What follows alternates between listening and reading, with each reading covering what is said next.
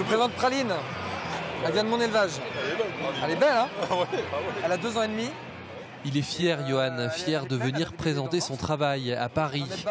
Et durant ces quelques jours, il ne va pas se faire prier pour expliquer le métier.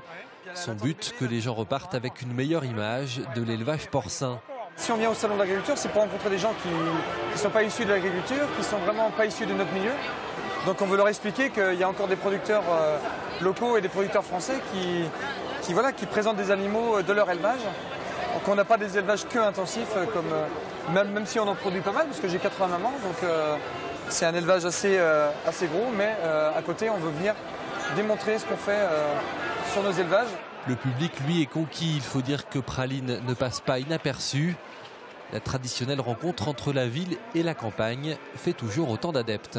Je trouve que c'est bien pour les enfants, surtout les enfants arrivent à approcher les animaux, et les éleveurs expliquent bien ce qu'ils font leur métier, c'est une bonne chose. Ma femme, elle est en train de lui demander pourquoi il est toujours allongé, enfin la bestiole. Alors je pense qu'elle fait la sieste, c'est pareil. Quand Johan a du temps, il se balade dans les allées du salon et profite de ce moment unique pour un passionné. C'est le seul moment où on arrive à rencontrer toutes les races en même temps, quoi. Toutes les espèces de cochons confondues, donc c'est bien. Ça nous permet de rencontrer tous les éleveurs en même temps, donc c'est assez intéressant. Un peu plus loin, le contact se fait rapidement avec un éleveur porcin du Nord-Pas-de-Calais. Et surprise, les 2 hommes ont exactement la même approche de l'élevage. Entre ces passionnés qui ne se connaissaient pas il y a 2 minutes, une conversation chaleureuse s'installe.